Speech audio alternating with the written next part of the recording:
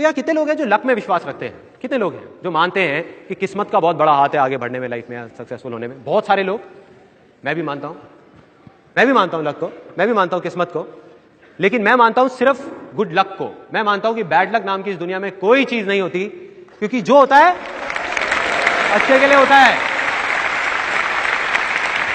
नहीं, इसका मतलब हमारे साथ कुछ बुरा भी हो रहा है तो बुरा लग रहा है, बुरा है नहीं। आज बुरा लग रहा है, आगने वाले टाइम में समझ आया था कि वो भी अच्छे के लिए हुआ है।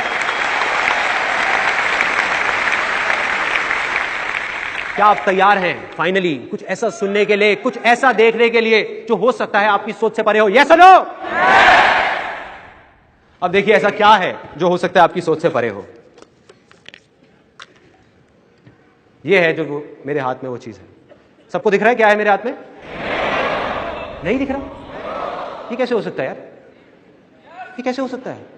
मेरे हाथ में 50-50 फुट बड़े इतने सारे पेड़ हैं जिन पे हजारों पत्ते लगे हुए हैं, पता नहीं कितने सारे फल लगे हुए हैं, और आपको दिख नहीं रहे। कुछ लोग इसको सीड भी बोल सकते हैं, अगर चाहें तो बीज भी बोल सकते हैं। क्या मैंने कुछ गलत कहा? वो बड़े से बड़े पेड़ क्या इस बीज में नहीं छुपे होते हैं?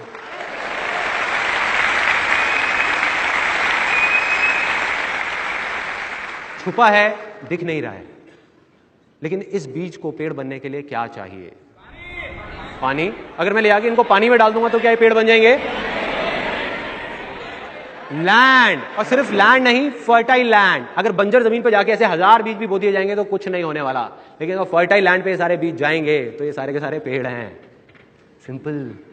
इसी तरह से सिमिलरली यहां पे जितने भी लोग बैठे हुए हैं, मैं पहले ही आप लोगों को बता चुका हूं, आप ऑलरेडी सक्सेसफुल हो बहुत सारी चीजों में, और कुछ चीजों में जो आप होना चाहते हो उसके बीज आप सबके अंदर हैं। वो सक्सेस का पेड़ आपके अंदर ही छुपा हुआ है। उसको चाहिए तो क्या चाहिए? Fertile land. एग्जैक्टली। अब वो फर्टाइल लैंड क्या है? कोई बताएगा क्या है ये फर्टाइल लैंड? Environment, thoughts. यहां पे बहुत सारे लोग बहुत अलग अलग चीजें बोल रहे हैं, बट ज्यादातर लोग मैं सुन रहा हूं वो बोल रहे हैं थिंकिंग। ये थिंकिंग नहीं है, ये पॉजिटिव थिंकिंग नहीं है। जो बातें करते हैं ना पॉजिटिव थिंकिंग, अगर हमारी पॉजिटिव थिंकिंग होगी तो हम सक्सेसफुल हो जाएंगे। एक दिन में हम सबके दिमाग में साइंटिफिकली प्रूव हो चुका है 60,000 से ज्यादा थॉट्स आते हैं। तो कोई भी आदमी आ जाए, कितना भी बड़ा फन्ने गाँव, कितना भी बड़ा फंटू शो, वो अपने उन थॉट्स को कंट्रोल नहीं कर सकता। तो इससे इतना फर्क नहीं पड़ता कि आप क्या सोचते हैं, इससे फर्क नहीं पड़ता आप क्या बोलते हैं, क्या सुनते हैं, इससे फर्क पड़ता है कि आप क्या मानते हैं। क्योंकि जो आप मान लेते हैं आज नहीं तो कल वही आप बन जाते हैं।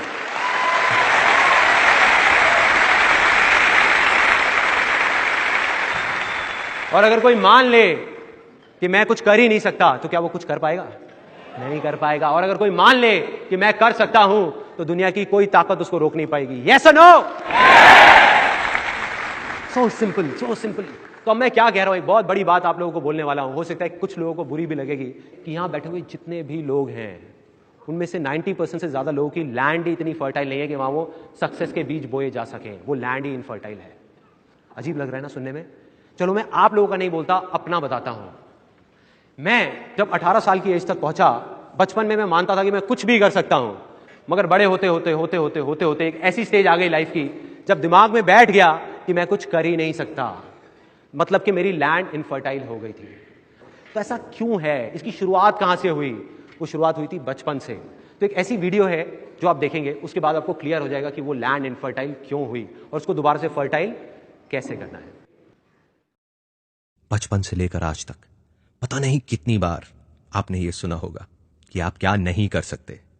जैसे खुले आसमान में बादलों को चीरते हुए उड़ने का सपना, लेकिन जैसे ही नींद टूटती थी वो सपना भी टूट जाता था, क्योंकि आपको समझाया जाता था कि आप चाहे कुछ भी कर लें लेकिन आप नहीं उड़ सकते। आपने भी मेरी तरह पता नहीं कितनी बार यह सुना होगा कि जिंदगी जीना आसान नहीं, बहुत ही मुश्किल है। यह कोई बच्चों का खेल नहीं है। क्या हो अगर मैं आपसे यह कहूं कि वो सब लोग जिन्होंने भी आपसे यह कहा वो जाने या अनजाने में आपसे झूठ बोल रहे थे। और अगर इस पूरी दुनिया में कोई भी कामयाब हुआ है तो अपने अंदर के उस छोटे से बच्चे को जिंदा रखकर, ना कि मार कर। वो बच्चा जो सपने देखने से नहीं डरता, जो गिर गिर के चलना सीखता है, जिसको पूरा विश्वास है कि वो कुछ भी कर सकता है, जो सिर्फ सपने में नहीं असलियत में भी खुले आसमान में उड़ना चाहता है। तो क्या आप तैयार हैं फिर से बच्चे बनने के लिए? क्योंकि कामयाब होना कोई बड़ों का खेल नहीं है, यह बच्चों का खेल है।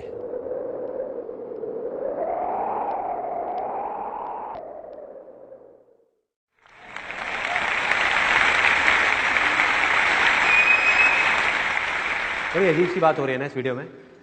जो हम बाहर सुनते हैं स्टेडियम के, वो बहुत कुछ अलग है। वहाँ जो सक्सेसफुल हो जाता है, जो नहीं हो पाता, दोनों एक ही बात कर रहे होते हैं कि सक्सेसफुल होना तो बहुत मुश्किल है, पता नहीं कितने पापड़ बेलने पड़ते हैं, पता नहीं क्या क्या करना पड़ता है। मतलब एक हवा है सक्सेस अपने आप में, कि वो सक्सेसफुल हो गया तो पता नहीं उसने क्या क्या किया है। और मैं यहाँ पे क्या बोल रहा हूँ, ये सक्सेसफुल होना बच्चों का खेल है। क्या हो अगर अगली थोड़ी सी देर के अंदर अंदर सच में आप सब लोग इस चीज को मान लो, मैं ये नहीं कह रहा कि जान लो, जान तो लिया आपने, मान लो कि सक्सेसफुल होना सच में बच्चों का खेल है। क्या होगा? सक्सेसफुल हो जाओगे, राइट? तो मैं आपको बताता हूं कि ऐसा क्या हुआ जिस वजह से मेरी लैंड इनफर्टाइल हुई। यानी कि मैं सक्सेसफुल होना तो चाहता था, कुछ करना चाहता था, लेकिन मानता क्या था कि मैं कुछ नहीं कर सकता। बचपन में सोचता था कि हवा में उड़ूंगा, जैसे जैसे बड़ा हुआ तो जमीन पे चलने से भी डर लगने लग गया था। एक ऐसी स्टेज आ गई थी लाइफ की जब लगता था कि शायद मैं कुछ कर ही नहीं सकता। उसकी वजह क्या थी, उसकी जड़ क्या थी? जड़ है कहीं ना कहीं हमारे बचपन के अंदर। यहाँ कितने लोग हैं जो मिडिल क्लास बैकग्राउंड से बिलोंग करते हैं? बहुत सारे लोग। मैं भी एक मिडिल क्लास बैकग्राउंड से बिलोंग करता हूं। हम लोग एक छोटे से घर में रहते थे जहां पे सिर्फ 2 कमरे होते थे। मतलब हमारे पास लिमिटेड पैसे होते थे, किराए का घर था। तो मेरे पड़ोस में एक कोई रहता था, मेरा फ्रेंड पुनीत नाम से। उसके पापा ने, उनके पास बहुत अच्छा पैसा होता था, उसके पापा ने उसको एक रेड कलर की साइकिल दिला दी, इंपोर्टेड साइकिल। तो पहले जब हम जाते थे पार्क में खेलने के लिए, हम रेस लगाते थे तो मैं हमेशा जीतता था। अब वो साइकिल पे होता था, मैं पैदल होता था, तो मैं हमेशा हार जाता था।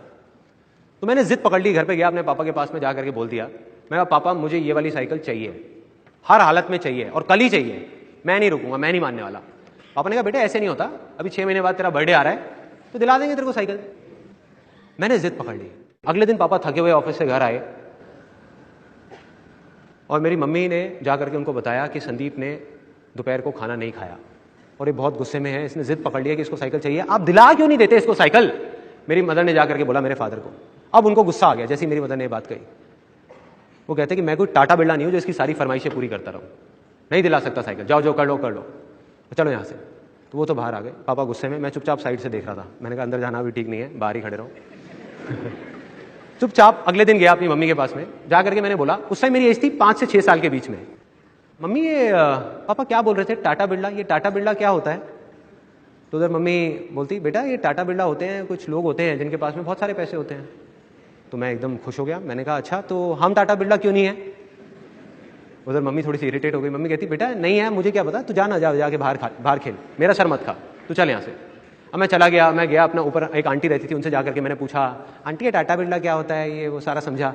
अगले दिन आया, आ करके मैंने अपनी मम्मी को बोल दिया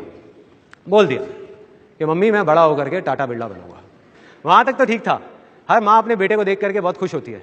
तो मम्मी को जैसे मैंने बोला अरे हाँ मेरा लाडला बच्चा, अरे बनियो टाटा बिरला, जरूर बनेगा। उन्होंने तो बोल दिया। लेकिन उन्होंने गलती क्या करी, अभी मेरी मम्मी यहीं बैठी है, उन्होंने क्या किया, उन्होंने जा करके फैमिली में सबको बता दिया, मेरे चाचा चाची को, मामी जी को, इनको कह रहे संदीप ना बड़ा होकर देखना टाटा बिरला बनेगा, मेरा बेटा टाटा बिरला बनेगा। अब क्या होता है, जैसे घर में शादी होती है, कोई फंक्शन होता है, वहां पे लोग ढोल बजा बजा करके नाच के जब बोर हो जाते हैं ना, तो उनको बच्चे चाहिए होते हैं एंटरटेनमेंट के लिए। होता है, हर फैमिली में होता है। बच्चों को बुलाया जाता है, बेटे इधर आओ, पोएम सुनाओ। अच्छा बेटा ये बताओ कि तुम्हें पापा ज्यादा अच्छे लगते हैं मम्मी? होता है, और सब एंजॉय कर रहे होते हैं। हमारे घर में मुझे बुलाया जाता था तो मेरी मामी आवाज लगाती थी, अरे संदीप इधर आ। हाँ मामी जी क्या बोल रहे हो? और अपने साथ वालों को बोलते, अभी देखना बोलेगा देखो। अब सारे मेरी शक्ल देख रहे हैं, 10 लोग वहां पे खड़े हैं, कह रहे बेटे बता तू बड़े होके क्या बनेगा? मैं शर्मा रहा हूं, मुंह नीचे करके शर्मा रहा हूं। बोलना बेटा, बोलना, शर्मा मत, बोलना टाटा बिरला। और बोल के वहां से भाग जाता था। बोला और भाग गया। फिर मेरे को बुलाती थी मामी जी और वो लोग जो भी होते थे, बुलाते थे और आके मेरे को प्यार करते थे। आए आए कितना प्यारा बच्चा है, हाँ बेटा बनियो, तो जरूर बनियो टाटा बिरला। अभी बड़ा होगा ना, सब समझ आ जाएगा इसको, बच्चा है। देखो, एक मिडिल क्लास बैकग्राउंड से अगर कोई बोल दे बच्चा टाटा बिरला बनूंगा, तो क्या होगा, मजाक ही उड़ेगा ना, क्योंकि हम उन चीजों को एक्सेप्ट नहीं कर सकते। और वही हुआ, सब मेरा मजाक उड़ाते थे, सब, पूरी फैमिली में। उनको लगता था कि बच्चा है 6 साल का, यार इसको क्या समझ आना है कि मजाक उड़ रहा है नहीं उड़ रहा। गलत थे वो लोग। एक बच्चे को सब कुछ समझ आता है, उसको मजाक समझ नहीं आता, लेकिन उसको यह समझ आता है कि उसका मजाक उड़ रहा है। मुझे टाटा बिरला नहीं पता था क्या है, लेकिन मुझे यह पता था कि सब मेरा मजाक उड़ा रहे हैं।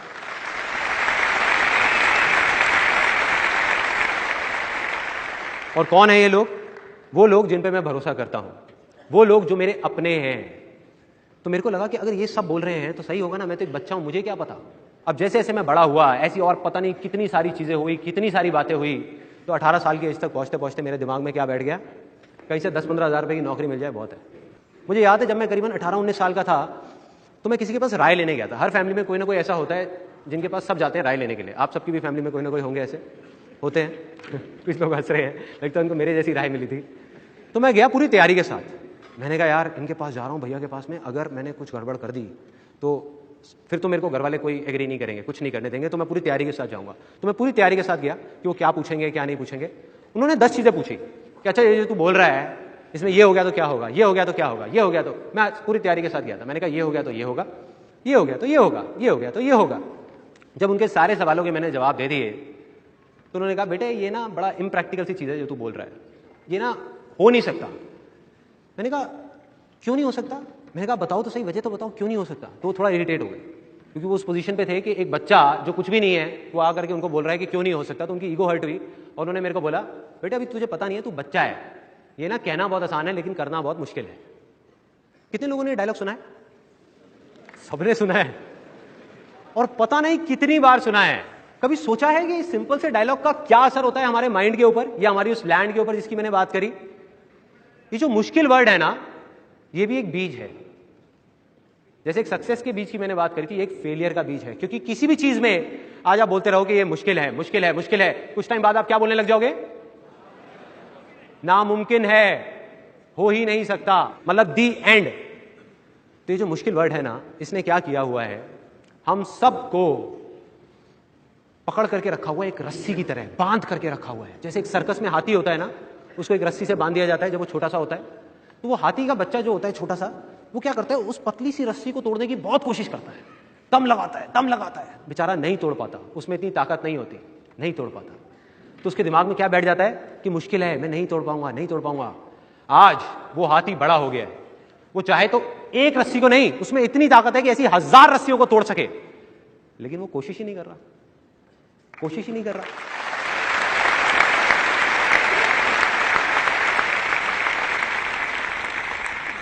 अगर कोई धीरे से जाए और उस हाथी के कान में बोल दे कि अरे वो हाथी, तेरे में ताकत है, एक बार कोशिश करके तो देख, तू तोड़ सकता है।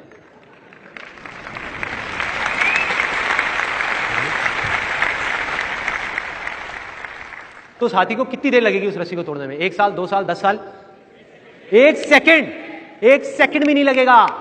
यही होता है, जितने भी बिलीव्स जो किसी झूठ के ऊपर बेस्ड हैं, उनको बनने में सदियां लगती हैं, टूटने में 1 सेकंड भी नहीं लगता। सेकंड